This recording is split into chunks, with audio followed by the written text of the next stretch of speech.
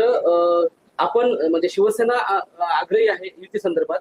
काल एकनाथ शिंदे यांनी देखील म्हटलंय की युती होणार म्हणून. नेमकं काय? शिवसेनेचे मुख्य नेते एकनाथ शिंदे साहेबांची जी भूमिका आहे तीच आमची भूमिका आहे.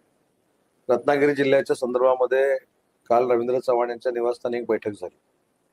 तिथे रत्नागिरी जिल्ह्याची युती निश्चित झाली. शेवटी महायुतीमध्ये नैसर्गिक अलायन्स जी आहे ती शिवसेना आणि भाजपची आहे. त्याच्यामुळे भाजप आणि शिवसेनेनं पहिलं एकत्र आलं पाहिजे, बरोबर एनसीपीला घेतलं पाहिजे, ही आमची भूमिका आहे. आता सिंधुदुर्गामध्ये स्वतः पालकमंत्री मोदी यांनी सांगितले की मैत्रीपूर्ण लढायचं आहे.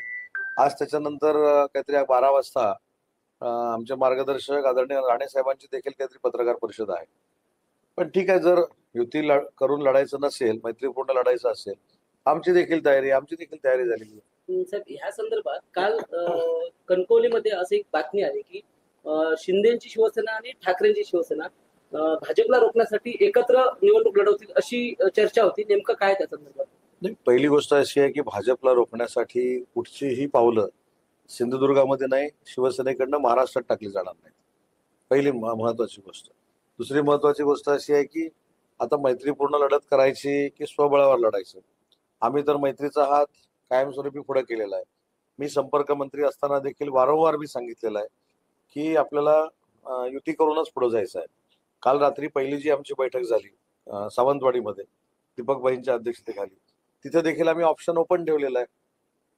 पण असं नाही ऑप्शन जर बंद झाला तर आम्ही लढणार नाही, याच्यातला भाग नाही. आम्ही 4ही नगरपालिकांमध्ये शिवसेनेचे आमचे उमेदवार उभे असतील आणि तिथे धनुष्यबाणावर आम्ही लढू. पण ही झाली टोकाची भूमिका. पण त्याच्या अगोदर आम्हाला महायुतीनंच लढायचं आहे, ही आमची भूमिका आहे. काल रात्री 11:30 वाजता दुसरी आमची एक बैठक झाली. त्या बैठकीमध्ये मी होतो, आमदार निलेश राणे होते, दत्ता सामंत होते, संजू परब होते, राजन तेली होते आणि आमचे संजय पडते होते, संजय आंग्रे होते. आम्ही देखील काही आमच्या पक्षाची स्ट्रॅटेजी तयार केलेली आहे. शेवटी आम्ही देखील कधीपर्यंत वाट बघायची हा प्रश्न आहे. आणि असं काही नाही की आमची ताकद नाहीये.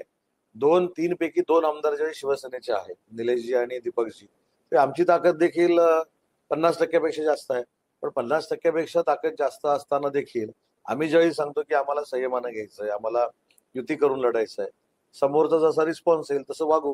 आता त्यांनी मैत्रीपूर्णची तयारी केलेली आहे, आम्ही देखील केलेली आहे. काल त्याचा थोडा ट्रेलर आपण वेंगुर्ल्यामध्ये बघितला असेल. त्याच्यामुळे असं काय नसतं, जर युती झाली तर युतीनं लढू, जर मैत्रीपूर्णची कोणाला इच्छा असेल तर मैत्रीपूर्ण लढू. मुख्यमंत्री आणि प्रदेशाध्यक्षांची आपण भेट घेतला त्यावेळी ते अनुकूल होते, मात्र निलेश राणे यांनी युतीसाठी नकार दिला असं दीपकभाई म्हणाले. एक लक्षात घ्या, मी आणि दीपकभाई दोघं एकत्र मुख्यमंत्री महोदयांना भेटलो. मुख्यमंत्री महोदयांना भेटल्यानंतर त्यांनी कुठेही नकारात्मक भूमिका आमच्याकडे दाखवलेली नव्हती. मी स्वतः 3 ते 4 वेळा चव्हाण साहेबांना भेटलो. चव्हाण साहेबांनी देखील त्याचा प्रयत्न केला. पण स्वतः पालकमंत्री महोदयांचं जर म्हणणं असेल की मैत्रीपूर्ण लढायचं आहे तर त्याचा निर्णय भारतीय जनता पार्टी घेईल आणि आमचा निर्णय आम्ही घेऊ. साहेब, दीपक केसरकर की नितेश राणेंनी बोलताना भान ठेवायला पाहिजे होतं. आपल्याला पण असं वाटतं का की नितेश राणेंनी बोलायला भान ठेवायला पाहिजे? तुम्ही जर इतिहास बघितला सिंधुदुर्गाच्या राजकारणाचा आणि दीपकभाईंच्या राजकीय कारकिर्दीचा, तर दीपकभाई किती संयमी आहेत हे आपल्या सगळ्यांना माहिती आहे. दीपकभाईंनी अनेक वेळा कटुता बाजूला ठेवून देखील राजकारणामध्ये संयमाची भूमिका घेतली, संवादाची भूमिका घेतली. आणि अशी व्यक्ती ज्यावेळी दुखावली जाते तर त्याच्यामध्ये कुठेतरी तथ्य असू शकतं ना. बैठकीला उपस्थित होतात, मुख्यमंत्री असतील, रवींद्र चव्हाण असतील यांच्यासोबत. दीपकभाईंनी असंही सांगितलं होतं की तुम्ही निर्णय घेणार आहात. मुळात दीपकभाई असं म्हणतायत की माशी शिंकली कुठे युती संदर्भात. काल सांगितलं ना, माशी शिंकली कुठे, काल दीपकभाईंनी क्लिअर केलं. आज देखील कदाचित दीपकभाई पत्रकार परिषद घेतील. पण एक महत्वाची गोष्ट आहे, मी देखील काल सावंतवाडीमध्ये असं सांगितलं की माझी राजकीय कारकीर्द देखील माननीय दीपकभाईंनी बघितलेली आहे लहानाची मोठी असताना. त्यामुळे ते आमच्या सगळ्यांपेक्षा सिनियर आहेत, ज्येष्ठ आहेत. तर त्यांच्या व्यक्तिमत्वाची कोणी अवहेलना करू नये या मताचे आम्ही आहोत आणि एवढे आम्ही स्वस्त पण नाही आहोत. त्याच्यामुळे दीपकभाई जो जिल्ह्यामध्ये निर्णय घेतील निलेशजींच्या साथीनं, तो मला संपर्क मंत्री म्हणून मान्य असेल आणि तो निर्णय त्याची अंमलबजावणी करण्यासाठी आम्ही ताकदीनं काम करू. एवढी ताकद भूमिका भाजपची असताना एवढी शिंदेची भूमिका लवचिक का आहे? मला वाटतं का तुम्ही सोबळावर लढू शकत नाही? नाही, मी असं सांगितलं की शेवटी आम्ही लोकसभेमध्ये एकत्र आहोत. विधानसभेमध्ये एकत्र आहोत. कार्यकर्त्यांच्या निवडणुकीला सामोरं जात असताना आम्ही स्वबळावर लढायचं आणि स्वतःचं अस्तित्व टिकवण्यासाठी, स्वतः आमदार होण्यासाठी, स्वतः खासदार होण्यासाठी आम्ही कार्यकर्त्यांना एकत्र करायचं. ही कटुता जी आहे ही भविष्यातल्या खासदारकीला, आमदारकीला अशीच राहू शकते. आमची लवचिक भूमिका नाही, आमची नरमाईची भूमिका आहे आणि संयम आहे. याचा अर्थ आम्ही हतबल नाही आहोत. मुद्दा असा राहतो की ज्या पद्धतीनं आम्ही संयमानं बोलतोय, आम्ही संयमानं युती करा म्हणून सांगतो, याचा कारणाचा दुसरा भाग काय, तर आमच्या भांडणामध्ये आमचा जो विरोधक आहे, ज्याचं सध्या कुठेही अस्तित्व दिसत नाही, त्याला परत नवी संजीवनी मिळू नये, हीच आमची भूमिका आहे. त्याच्यामुळे ही भूमिका नम्राईची असू शकत नाही, ही नम्रतेची भूमिका आहे. साहेब, अशा पद्धतीने समजा शहर विकास आघाडी कणकवलीमध्ये अस्तित्वात आली, युती झाली नाही तर उद्धव ठाकरे असतील, शिंदे सेना असेल, एकत्र आले, शहर विकास आघाडी केली तर आपला पाठिंबा असलं काय? पहिली गोष्ट, शहर विकास आघाडी मला जे कळतंय की कुठच्याही पक्षाची नाही, ही सर्वपक्षीय होते असं मला कालचं चित्र, म्हणजे ज्या चर्चा आमच्या झाल्या, आणि त्याच्यामध्ये आमचा काय संबंध आहे शिवसेना म्हणून. शेवटी कणकवलीतल्या परिस्थितीवर काही गोष्टी अवलंबून आहेत. त्याच्यामुळे तिथं शिवसेना पुढाकार घेते आणि युबीटी बरोबर जाते, ते कुठेही शक्यता नाही. युबीटी बरोबर युती करण्याचा प्रश्नच उद्भवत नाही. परंतु शहर विकास आघाडी ही कुठच्या पक्षाची नाही, मला असं वाटतं सर्वपक्षीय काहीतरी निर्णय जिथं होतोय. आपण बघितलं पाहिजे. आपण सगळ्यांनी काय करूया, सिंधुदुर्गची निवडणूक बाल्कनीत बसून बघू काय काय काय काय काय कसं कसं चाललंय, आणि निकालानंतर लक्षात येईल बीजेपीचं अस्तित्व किती आहे, आमचं अस्तित्व किती आणि बाकीच्यांचं अस्तित्व किती. दीपक भाईंनी काल असंच म्हटलंय की जो ट्रेलर झालाय कणकवली, सर्व पक्ष एकत्र येऊन भाजप विरोधात लढतील असं, तर तो युती न होण्याबाबत युती होत नाही, त्यामुळे असं चित्र दिसतं. नाही, वेंगुर्ल्यामध्ये कुठेही सर्वपक्षीय नाही, कणकवलीमध्ये तेच तुम्हाला सांगितलं. कणकवलीच्या त्या मुवमेंटमध्ये कुठेही संपर्क मंत्री म्हणून माझा संबंध नाही, पक्षाचा उपनेता म्हणून माझा संबंध नाही, एकनाथ शिंदे साहेबांचा संबंध नाही आणि दीपकबाईंचा पण नाही. तिथं स्थानिक लेवलला कोण जर अशा घडामोडी करत असतील आणि आमच्या नावाचा उपयोग करत असतील, आपण कोणाचं तोंड धरू शकतो? बरोबर आहे की नाही? त्याच्यामुळे आता नावाचा उपयोग होतोय, त्याला काय माझा पर्याय नाही. बाळा मानेंनी एक असा आरोप केलाय की रत्नागिरीमध्ये 44,000 कोटींचा डांबर घोटाळा झालाय आणि नाही, 4,40,00,000 कोटींचा असेल. कोणाचा प्रश्न विचारताय मला? ज्याला 4 वेळा डांबर फासलंय लोकांनी, त्याच्यामुळे त्यांच्यावर मी बोलत नाही. त्यांनी अनुभव, आणि ही 2004ला देखील ही स्टेप होती, 2009ला देखील ही स्टेप होती, 2014ला पण ही स्टेप होती, 2019ला काही इकडे तिकडे झालं म्हणून ते माझ्यासोबत आले. इकडे तिकडे याचा अर्थ घ्या, लक्षात घ्या. परत ते तिकडे गेले, परत ती स्टेप होती. आता जे मतदारसंघ, जी लोक मला 50,000 हजार, एक मत, 1,00,000 मतांना निवडून देतात आणि हे पडतात, त्यांच्यावर मी काय बोलायचं? माझी देखील विनंती आहे. ही टेप त्यांनी 25 वर्ष अशीच वाजवलेली आहे. मतदारांना माहिती आहे उदय सामंत काय आहे, आणि हा माझ्यावर आक्षेप नाही, लक्षात घ्या. हा माझ्या वडिलांवर घेतलेला आक्षेप आहे. आणि माझ्या वडिलांची कारकीर्द सिंधुदुर्गातनं सुरू झाली. 16,000चं पहिलं काम घेतलं, आता कदाचित ते 16 कोटीचं काम घेत असतील. त्याच्यामुळं असूया कोणाबद्दल असू नये.